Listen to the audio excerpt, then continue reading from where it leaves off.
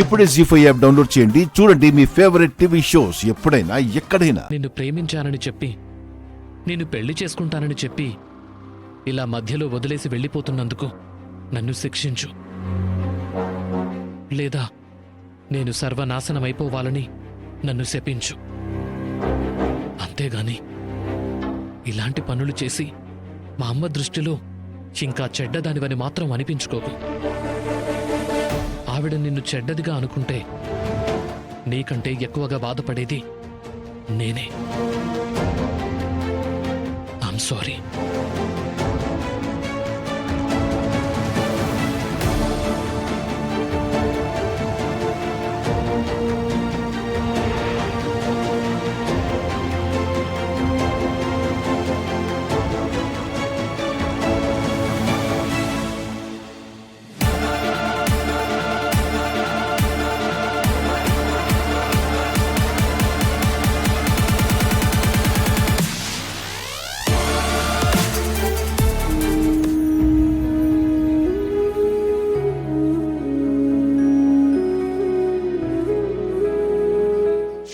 ఒక్క మాట అన్నా అమ్మ అనే మర్యాదని కోల్పోతావు. ప్రీతి నేను ప్రేమించాను. ఎవరికిష్టం ఉన్నా లేకున్నా నేను తననే పెళ్లి చేసుకుంటాను.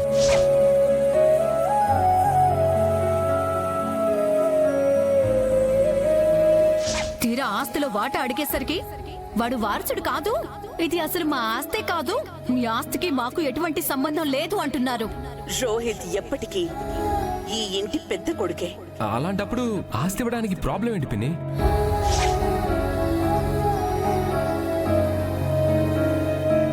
ఈ అదుపాజ్ఞలో మమ్మల్ని పెట్టుకోవాలని ఆశించి పంపించిన డబ్బు తిరిగి మీకే ఇచ్చేస్తున్నాను.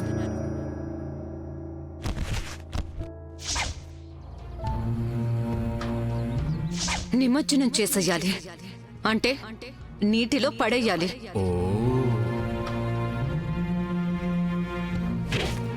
నువ్వెళ్ళరా. ఈ విగ్రహం టైంకి వెళ్ళకపోతే అందరి ముందు మన ఇంటి పరువు తీసుకోవాల్సి వస్తుంది.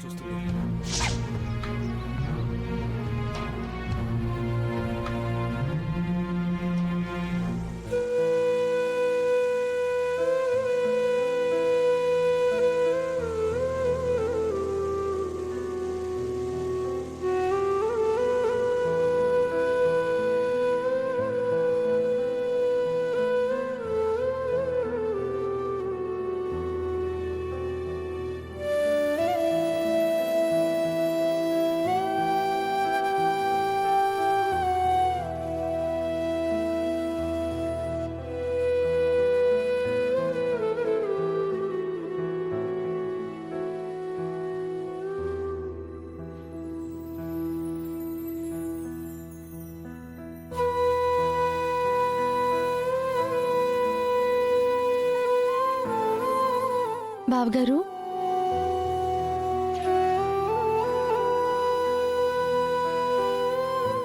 నువ్వేంటమ్మా ఇక్కడ? మీరేంటి ఇక్కడున్నారు? లైఫ్లో చేసిన తప్పుల్ని తలుచుకుంటూ మా అమ్మ వాళ్ళ కాళ్ళ మీద పడలేక ఇలా ఒంటరిగా ఇక్కడ ప్రీతిని ప్రేమించి పెళ్లి చేసుకొని చాలా పెద్ద తప్పు చేశాను. అక్కడికి మా పిన్ని మా అమ్మ ఇది కరెక్ట్ కాదని చెప్తూనే ఉన్నారు. కానీ ఎందుకు ఆ రోజు ఆ మాటలన్నీ నా బ్రెయిన్కి ఎక్కలేదో తెలియలేదు. ఫలితం ఇదిగో ఇప్పుడు అనుభవిస్తున్నాను. ప్రేమించడం, ప్రేమించిన అమ్మాయిని పెళ్లి చేసుకోవాలి అనుకోవడం తప్పు కాదు బావగారు. కాకపోతే ఎంచుకునే పర్సన్ విషయంలోనే మీరు తప్పుడు నిర్ణయం తీసుకున్నారు.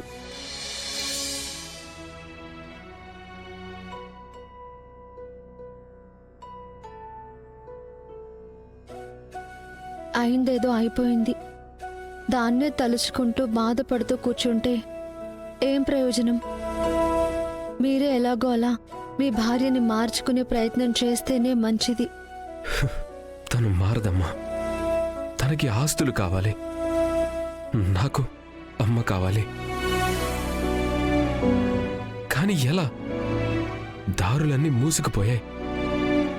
అమ్మకి యాక్సిడెంట్ అయిందని తను వీల్ చైర్లో ఉందని తెలుసు. కన్న బిడ్డగా దగ్గరుండి నేను ఆవిడికి సేవలు చేయాల్సిన వాణ్ణి. కనీసం ఆవిడ్ని పలకరించడానికి కూడా అవకాశం లేని వాణ్ణి అయిపోయాను. అత్తయ్య గారి దగ్గరికి నేను మిమ్మల్ని తీసుకువెళ్తాను, రండి. వద్దమ్మా, నా వల్ల వాళ్ళకి బాధే తప్ప ఇంకేం మిగల్లేదు. ఇప్పుడు వెళ్ళి ఆవిడ్ని ఇంకా బాధ పెట్టలేను.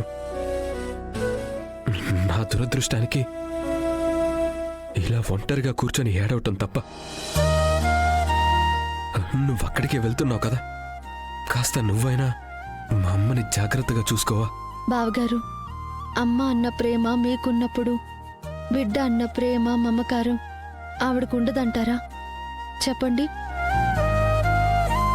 ఒక చిన్న తప్పు చేస్తే తల్లికి కోపం రావచ్చు, కానీ అలా అని బిడ్డ మీద ప్రేమ లేకుండా ఎలా ఉంటుంది?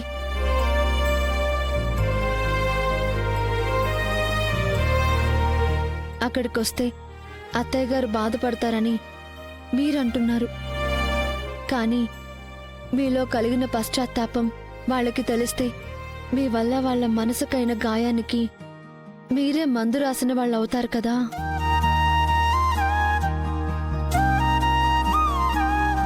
నా మాట వినండి, రండి.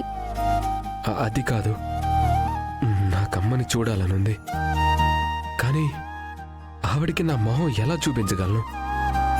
చూపించలేను. సరే, మీరనుకున్నట్టే చేద్దరు గాని ముందైతే రండి.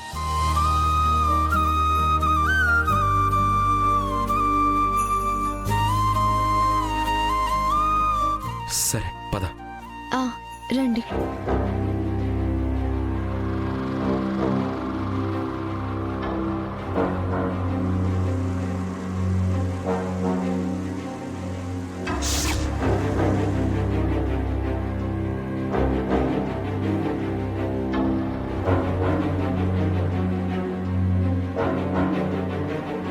బావగారు, మీరు ఇక్కడే ఉండండి.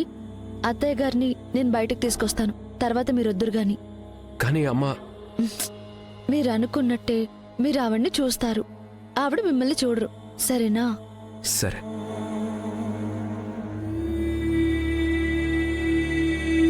అక్క, ఫ్రూట్స్ చెప్పి ఎంతసేపు అయింది, ఇంకా తీసుకురాలేదా? ఉండి నేను చెప్తాను. రేయ్ అత్తయ్య, శరణ్య, వచ్చావా? మీకోసం ఆయిల్ తీసుకొస్తానని చెప్పాను కదా, తీసుకొచ్చాను. పోయినసారి తెచ్చిందే కదా? లేదత్తయ్య, చెప్పాను కదా, నేను వేరేది ఆర్డర్ పెట్టానని. ఇది దానికంటే బాగా పనిచేస్తుంది. ఉహుం.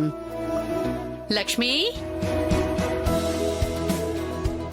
మేడం, అమ్మాయి ఆయిల్ తెచ్చింది, అది తీసుకొని నా కాలికి మర్దన చెయ్యి. నేను నీ కాళ్ళు పట్టుకోవాలి? తనెందుకు అత్తయ్య, నేనున్నాను కదా. నీకెందుకమ్మా శ్రమ? ఈ పనులన్నీ చేయడానికి తనుంది కదా.